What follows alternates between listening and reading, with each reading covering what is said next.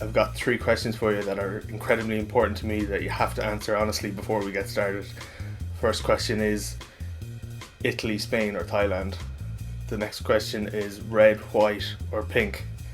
And they answer that. And then the third question is mammal, bird or fish? And then I go, so what do you get when you put the 3 of them together? They're like, I have no clue. And then I look, that's the dinner menu I'm going to cook you on our first date. Yeah, my name is Thomas and I'm 29 years old. My mum is very old school and old fashioned in the fact that she thinks if you're single, you can just walk outside and be in a relationship with someone. And I was like, that's not how it works now. And then I showed her my dating apps and she was kind of horrified initially. She was like, but you're just looking at someone's photos. And I was like, yeah. My name is Megan Scully and I'm 30 years old. When dating apps are mentioned, what do you imagine? Cheesy pickup lines? Just looking for fun? Or something more? I spoke to 2 singletons about their experience on dating apps during the pandemic. Yeah, so immediately when I check into Tinder, it'll go to, I suppose, the homepage where you're swiping, which is, you see the images of the person you're essentially judging and whether or not you'd like to meet them or not. And you have the buttons underneath, the red X or the green tick to say whether you like them or not. Catfishing is when you don't look anything like what your profile would suggest you do. You've put forward a self-idealized version of yourself. Ghosting, oh my God, I think this is just the most awful, and the most horrible thing that someone can do. So basically you might match someone, you might be chatting to them for ages, getting on really well, and then all of a sudden they just disappear and they're gone and no explanation and that's it. It's like they just disappeared into thin air. Can't go in for, the kiss on the cheek that you would have before, are people shaking hands, doing the elbow? These are all immediate possible awkwardnesses at the start of the encounter that you could do without, let's be honest. Dinner, I think, can sometimes be a little bit reserved because you're obviously, first you're trying to keep the food in your mouth and not spill food on yourself, and you're trying to eat and talk at the same time. You can sometimes just feel awkward. And then I think when you're in a restaurant situation, I always find if I'm on a date in a restaurant, I'm like, oh my God, everyone knows I'm on a first date. Different. Well, I've had a few dates during this. There was some that were very reserved. It was very much sitting at the far side of the table in a pub, a few drinks, a wave hello and a wave goodbye. So that probably won't go down as one of my most successful dates. Doing something a little bit different, I think, is always a good idea because it's fun then to look back and say, one time I remember a guy picked me up and had a speedboat, and we took the boat up the River Liffey and then stopped off there at that little sushi restaurant that's somewhere along the quays. I'm very bad at my geography. Near the convention centre, and parked up the boat, went in, had sushi and then took the boat back. That was so much fun. As long as people have entered into relationships, people have been matchmaking. In 1140, the Benedictine monk Gratian brought the concept of consent into formalised marriages. From here on, there would be more to marriage than just land and property. Matchmakers now needed a keen eye for a couple who could live together harmoniously. In 1563, the Catholic Church decreed that weddings were prohibited during Lent. This rule was misinterpreted to mean that you must marry prior to Lent, leading to Shrove Tuesday becoming the most popular day to marry. But when did matchmaking go digital?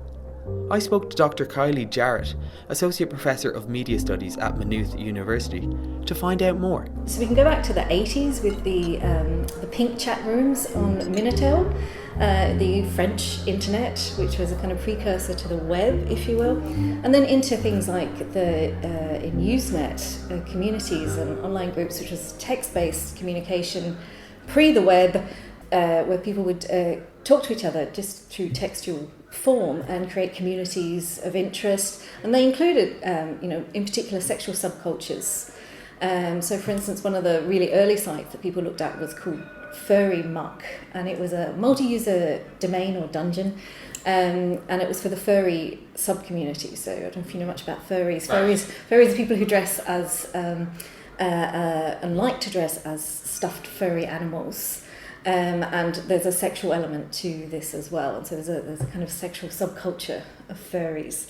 And so one of the very early sites that was studied by people like me, internet researchers, was the furry multi-user domain, the Furry Muck, as a site for developing community and also for developing sexual practices.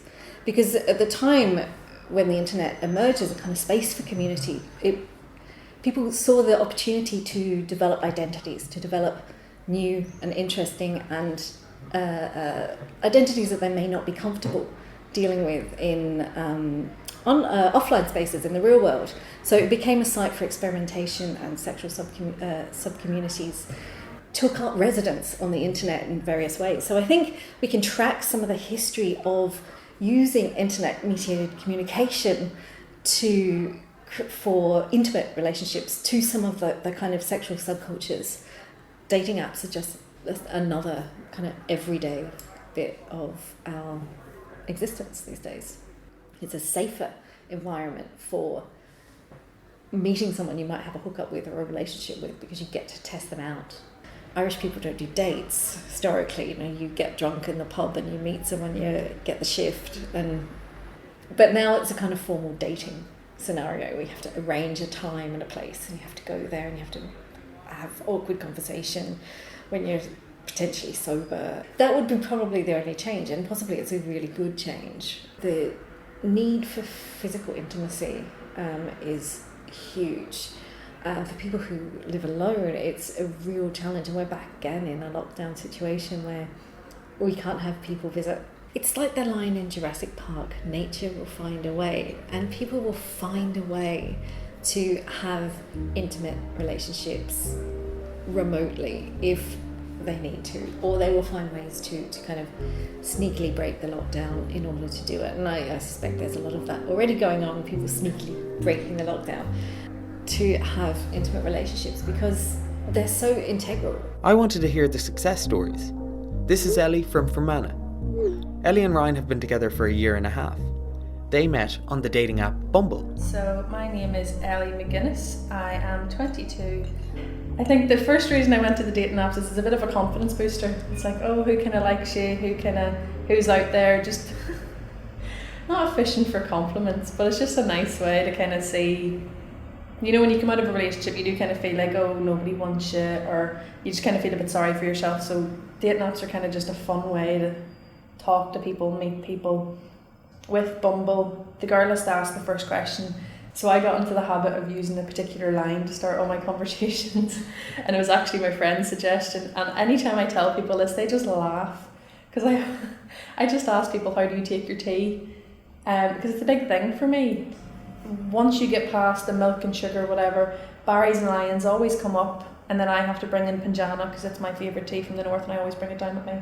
And I was sharing a room with a friend of mine, and I used to be like, right, I'm just going to keep swiping, you tell me when to stop because I can't be bothered, we'll make a bit of fun out of it. So I just kept swiping, and I was very popular that night. I actually went back the next day and counted, and this sounds like ridiculous numbers to me, but apparently it's not for most people. Ryan was actually one of 104 matches that night. Wow. Mind you, I think I was swiping for 2.5 hours straight. Yes, there was 104 matches, but I think from that there might have only actually been about, say, 20 good conversations, which very quickly whittled down to about 4 after a few days. But I very quickly had gotten so positively on with Ryan that I kind of not ghosted. I didn't respond to the rest of them. I didn't unmatch them, I just wasn't responding. Okay, I did, I ghosted them. So I was like, oh, I'm going out in this place at this time with my friends. We're going to be there all night. And he was like, oh, actually, now that you say that, I'm going to be out at this place on that night. From there on in, it was brilliant. We started going on proper dates. So me and Ryan have been together a year and a half now. Because of coronavirus, Ryan was isolating with me up in the north for the first while I was finishing my degree, which was great. Now we survived that, so we can survive anything because we were stuck with each other for 2 months. I've told Mum that we're going to have a yellow tear in our wedding cake for Bumble, and she's like, right, just don't tell Granny. I won't tell Granny, because my wee Granny would absolutely squeal if she thought I was meeting strangers on the internet. You've got dating apps. A lot of people were doing the Zoom dating calls or the Skype calls, and they were starting to meet that way, and then when lockdown was lifted they met physically. Download it, spend about 10 minutes on your bio. It doesn't take a lot of effort. Just start swiping. If you don't like anyone, that's fine, you're not going to match with anyone. But if you get a few conversations, just be open to what might come your way.